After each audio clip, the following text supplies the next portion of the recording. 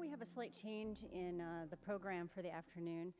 We actually realized about a couple days ago, or late last week, that Claude Roux was scheduled for 2 different talks in 2 different rooms at the exact same time. So Skip Palenik was nice enough to offer to change his time. So Skip is from Microtrace in Elgin, Illinois, and he's going to be talking about characterization, identification, and comparison of polyurethane foam particles. Thank you, Amy. Anyway, for those of you coming in late, you just didn't hear Amy, I'm not Claude. So, this talk is, the title is chosen to be exactly what it is. It's contributions to a subject which has interested me for some time, and when looking at ideas to present at this meeting to other trace evidence analysts, it occurred to me that one of the types of evidence that had come up in cases that we've worked on over the years is a laboratory that is very interested in microscopic trace evidence, and dust in particular, that from time to time, in cases we have had to deal with polyurethane particles, both in cold cases, I guess I don't know if that's right, not cold cases, unsolved cases, and in comparison cases. And that while we had done some work to satisfy the requirements of the case, and I think that goes to a question I think Dick asked the panel on this stage yesterday about having come up with things in the course of a case, we thought we would investigate some of the methods for looking at these foam particles that might be of assistance in future cases and maybe provide some ideas for people wanting to do further work. In fact, we're interested enough that we're certainly going to pursue this as well and be happy to cooperate and or collaborate with anybody who is interested in following up on this also. They turn up as evidence. The fact that they do turn up as particles when you usually encounter foam as big pieces is testament to the fact that they're breaking down somehow. And when they break down, they're actually breaking, although they physically break down, there's chemical alteration in this. And that was brought up to me about 18 years ago or so when I had a project that was actually in cooperation with a company that made, a large chemical company that made polyurethane foams in Germany. So I was working with a chemist over there for a while who gave me some ideas about this and looked at things. And that sort of got me thinking about this whole thing. But as Liebig said, dust is matter in the wrong place. These are supposed to be part of some foam object, and instead they become particles. They can become evidence when you have a source, as in this case for the particles that you just looked at from a murder case we worked on for the police up in Delaware a couple years back, or when they occur in dust when you don't know, again, when you're trying to develop investigative leads. We had polyurethane foam as one of many types of evidence found on the body of a young boy who was kidnapped, dumped in a river, and then 8 hours later, something picked up downstream from the point where they think he went in, and among the kinds of evidence we had in that case also was polyurethane foam. So, as I said, this is not an exhaustive study of this, but again, trying to look at some techniques and ideas and how they might help us and what kind of information we could get in these 2 scenarios. That is, one, when you're trying to compare these particles, and it seems possible that maybe chemical methods might be good there, because if the degradation changes that are reflected, mechanical damage that you see that turns these things into small particles, that if that is a reflection of internal chemical damage that's occurred, we might be able to investigate that by chemical methods. And if there were features of this material that would lend itself to comparison, that could also be used in sort of more normal cases where you might encounter these, and you had something to actually look at that it might have originated from. As far as microscopical methods and microchemical methods. In terms of the microscopical methods, you can see the list of things. You can read those as well. Maybe without my glasses better than I can read it right now.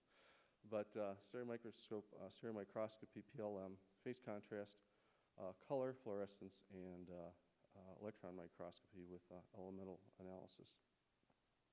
Stereomicroscopy alone on these particles can show you a variety of differences, and right from that point you can make many eliminations. In fact, in the case that saw an example of a couple of slides earlier where there's a pretty badly decomposed seat of a vehicle. In the evidence in that case, there were a lot of, this was tracked into a home of victim and on the victim and so forth and her boyfriend. Anyway, that evidence also had other kinds of foam particles in there, but again, based on the appearance of the ones that we're considering sort of the evidential particles, when we had a source for, they were easily distinguished from those other kinds simply by stereomicroscopy. Well, there was comparison work that had to be done, but in terms of distinguishing these from potential sources, that could be done quite readily simply under the stereo microscope. Sometimes details of internal structure can show up in the sample. So for example, if you look here, you can actually see this polyurethane foam has been colored by pigmentation. Polyurethanes can be both dyed and colored with pigments. In fact, one of the earliest cases I worked on back in my Macron days, we had a project from DuPont. They were trying to help one of their clients, Haynes Hosiery actually it was at that stage, and it had nylon and urethane hosiery, and they were getting these blue specks on there, and they were surprised because nylon is the one that picks up dyes so easily and stains with acid dyes, but this was the polyurethane that was actually stained, even though that was they intended to stain. We could extract it, could put on TLC plates, scrape the TLC plates down, and actually identify the dye. We got all the blue dyes they had at the plant, and identify the blue dye on the silica gel substrate from the TLC plate by Raman microspectroscopy. Those are the days of not the sophisticated ones we have now, but the original one, the MOLE, as it was called, molecular optics laser examiner. Anyway, in this case, you can see if something is dyed or something's pigmented. Sometimes on the stereo microscope, sometimes it requires more. It requires PLM to see it. This was supposed to be a demonstration of one of the things you can do a physical test, which is to test for elastomerism, which I would guess 90% of you in this workshop or in this session would do anyway. There's supposed to be a needle coming in. I will describe what you should be seeing. Look into my eyes, follow my finger. There's supposed to be a shadow coming in where I'm finding the edge of the needle. It presses down. It shows that it's elastomeric. And one of the useful things with this is to tell how much physical degradation has occurred. You have it in a liquid. You press down on the cover slip over the particle, and you see when it presses out, does it recover? Is it still elastomeric, or does it crumble into still smaller pieces? That gives you an idea of how much actual physical change, physical damage has occurred to turn it into a particle in the first place. We can look at them by polarized light microscopy. One of the characteristics of a lot of these films are the sharp corners, the edges of the cells, and you can see that. I'm focused on the edge over here, but if I focus on the top of this, you can see the sharp edge that looks dark because of difference in refractive index between the 166 and the polyurethane foam that it's mounted in. I'm not sure what the benefit of this is, but it's interesting. I've noticed that before in looking at polymers in general. You'll notice that if you put the first order red compensator, and you can actually see that it's slightly, there's slight birefringence to this, and so you can tell the orientation of the slow direction, the direction of the molecules here. Now you don't know what benefit it is except for the fact that the rest of this, you notice, is all isotropic. And in fact, the fact that it's an intact piece, you can see the birefringence only at the top, and it takes aligned molecules to be birefringent. It shows this chemical structure. What we're actually seeing there is the reason we see interference colors in the first place is because in that part, if you remember your Michel-Levy chart, it's got to be thick enough to actually see some color. This is first order white, first order gray actually, without the compensator in, and therefore only when the thickness gets high enough can we actually see the retardation color here. So sometimes, you might hastily think, oh, I've got a little piece and I see that it's isotropic, and then another piece, you say, oh, this is maybe a bigger piece from the known. You say, this is birefringent. It's anisotropic, therefore, maybe they couldn't be from the same part. Same source. That's not necessarily true here.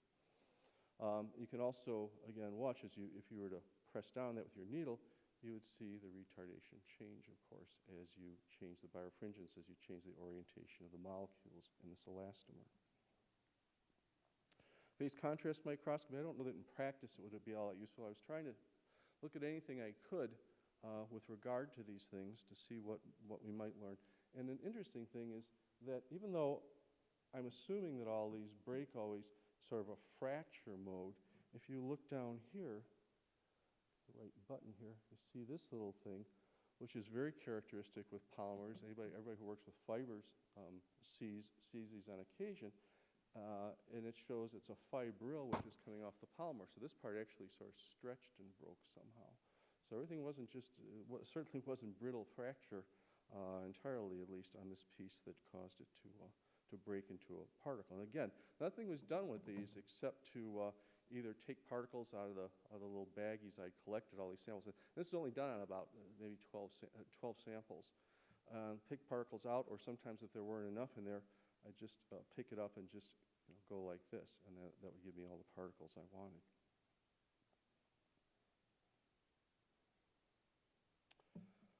Color, we can look at visually. This is a little magnification of the center of one of these, and you can see that in this case, although it looks at first maybe down here that it might be dyed, you can see pigmentation in here. And you can record that by MSP as you normally would. And in looking at that, we've been doing a lot of work thanks to NIJ over the last year, and extending work we've done on pigments, especially with help from people like Ed Suzuki here, helping provide some things, and especially from manufacturers also. Look to us very much like PB15, basic phthalcyanine pigment. You can go to Raman microspectroscopy then and compare this. And it's, again, with Raman, it's an easy matter to identify a lot of pigments, and certainly in this case, and including PB15. So that we get, again, as a microscopist, I see this as a microscopical method, even though we've got chemical methods coming up later here. PB15 is at least the principal pigment that's present in that particular sample. And it was a sample of blue polyurethane foam. If we move on, though, with color, of course, fluorescence gives us color information also. And these are just two, and I should have the daylight colors here, I guess, on these. But these are two polyurethane foam fragments again. And you can see both in the color that you see by fluorescence microscopy and in their microfluorimetry, that we can also differentiate them on more objectively, you might say, I guess, on the basis of their fluorescence curves as well under the microscope. So with light microscopy, there's a great deal you can do, and again, everything that I've shown you so far can be done on a single particle.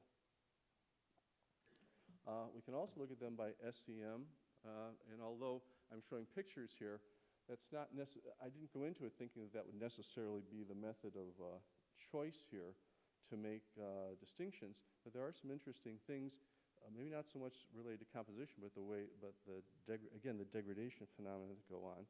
In this case, you just see, we do elemental analysis of what you expect with carbon, oxygen, and some nitrogen from the isocyanate. But in others, we see telltale evidence of different kinds of things. So for example, here we've got chlorine, but also notice the difference in the porosity of this, whereas the other one is the more typical pore structure that, at least by light microscopy, we associate with urethane foams. This and one other foam have a more blocky texture with little Swiss cheese type holes in it instead. So I think that's something that might be interesting to look at as time goes on. And we've also got chlorine here, and when you see halogens in these things, it's very likely that this material is originating from something that was mandated by law, since people don't usually do this on their own good hearts, to be fireproof or fire resistant.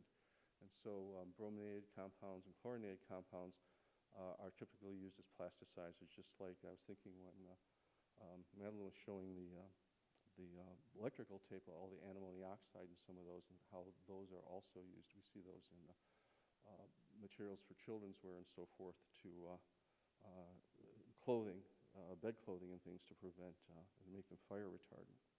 Anyway, another interesting thing, that it's also possible to extend this still further down below, about the 1/10 of a percent or so level that you can get from, expect to get from X-ray, energy dispersive X-ray spectroscopy in your SEM to micro-XRF fluorescence.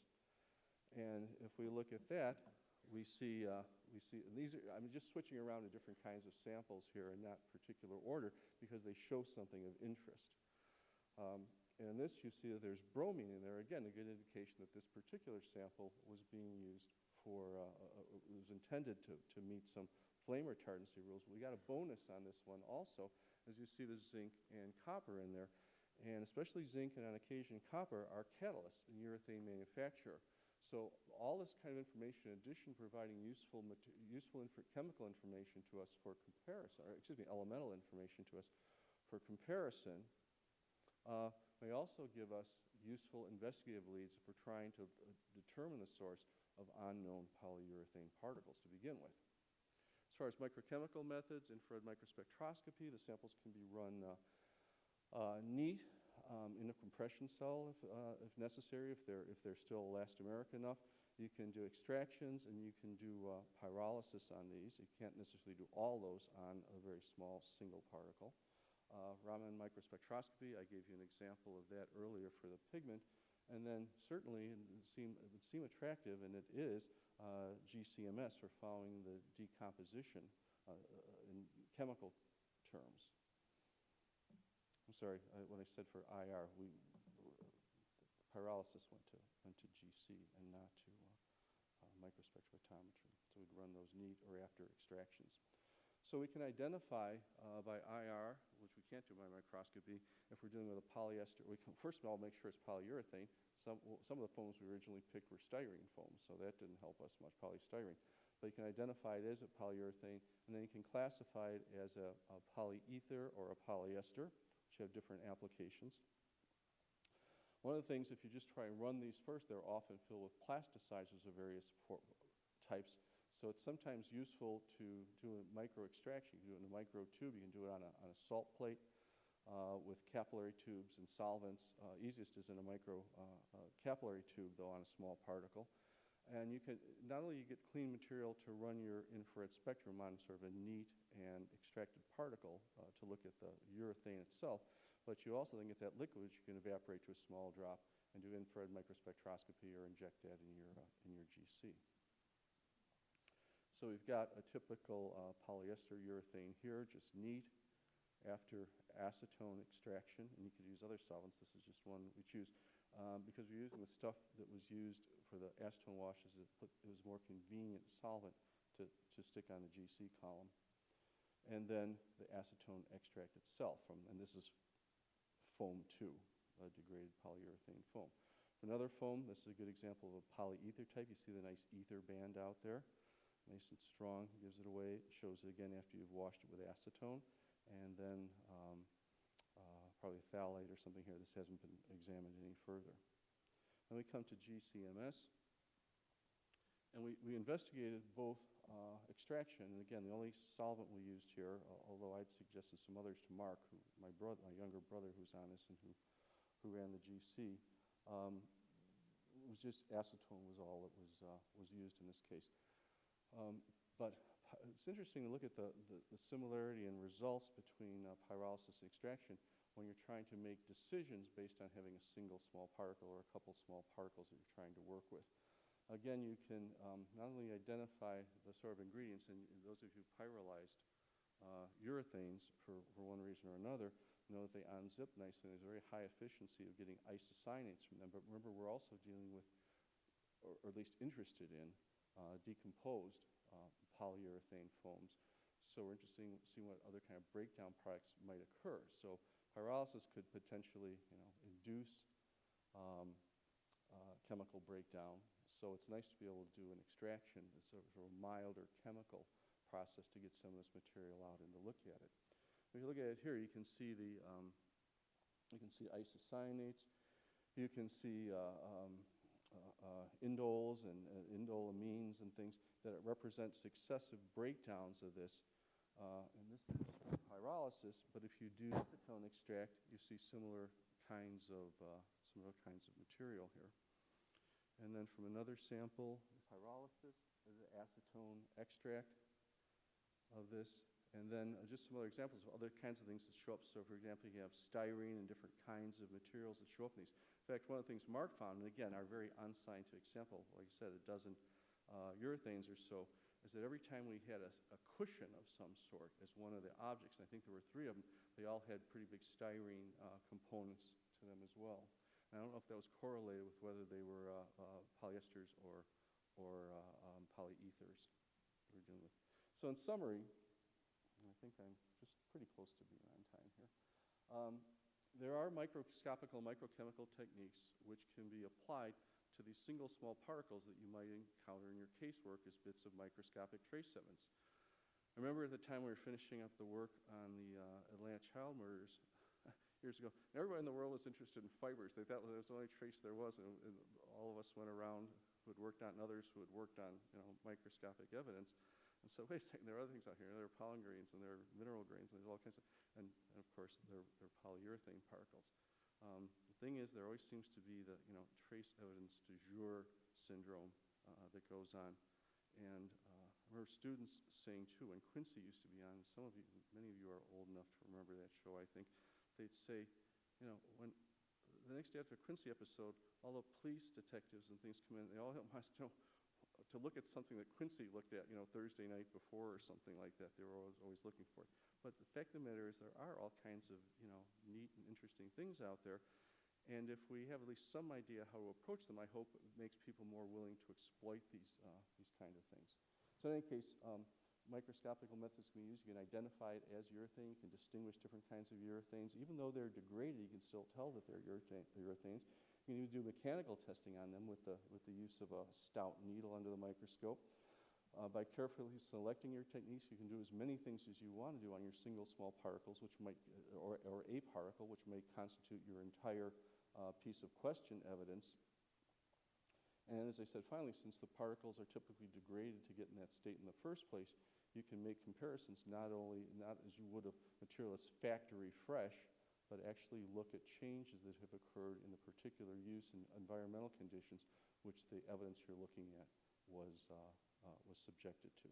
So with that, I'd like to thank staff members who gave significant help on this project, particularly my little brother, Mark, who many of you never see. He's a real good chemist, but he doesn't do well in public.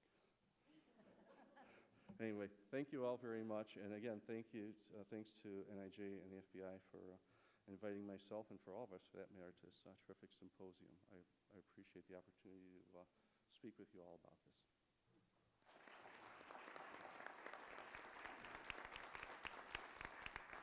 Thanks, Skip. We actually want a picture of Mark, just to know that he actually exists. We've heard about him for years. Okay, so at this time we're going to have some questions and answers, if anybody has any questions for one of these three. This is for Skip. And I just noticed in your IR spectra that you had residues of isocyanate. Those are unreacted starting materials. And just out of curiosity, I don't want to interrupt your question because I'm sure we're all going to learn something from it, as we always do. But was it in the acetone extraction or the pyrolysis? Oh, this was after. Oh, I'm sorry. This is the IR you're saying. Never mind. I'm off track again. Okay. Years ago, we did a study on some rigid polyurethane foams, and we saw two different types of isocyanate residues. Probably, I don't know if it's aromatic and aliphatic, but what was interesting was that we'd have a block about 1/2 foot long, and the ratio of those two varied within that block. And so using isocyanate, especially if you see intensities, differences in, say, 2 peaks, or even just the absolute intensities, that may not necessarily be a good indication of when you're doing comparisons, because it seems to be highly variable. It's unreacted starting material, and I know that for automobile 2-component urethanes, we're told that one thing they try to do is react with water the unreacted starting material, just so it won't be a handle that can react. So it's just something to be careful of if you're looking at that residue as a means to characterize a polyurethane. I think that's a point well taken. Again, as your ideas always are. One of the things that I asked Mark to run, and that wasn't because of the time. I don't know how many of you do things the same way we do for talks, but unfortunately they usually end up being done kind of near when the talk is due. But But I thought also to just run this in the chromatoprobe or just, set the pyroprobe low and see if we take unreacted monomer and just see how much unreacted monomer you might be able to push through the GC that way as a way of looking at unreacted isocyanates too. But it also points out, I think, something that was brought out at the plenary session, the second one yesterday afternoon, again about research and the necessity. This was by no means, as you were all well aware, I'm sure, in looking at any kind of significant research. It was exploratory and experimental. And one of the neat things about being able to present it to groups, this information to groups like this, is you have people like Ed who have already done something in the area before and have some good words of wisdom for you, not just based on his experience, but also not just based on the fact he's been around for a while, but based on the fact he's actually done research in that area. So thank you. I appreciate that. Thank you. Do we have any other questions? Going once, going twice. Okay, we're going to have a break. It's directly out here, outside the doors, and our next session will start at 4:30. Thank you.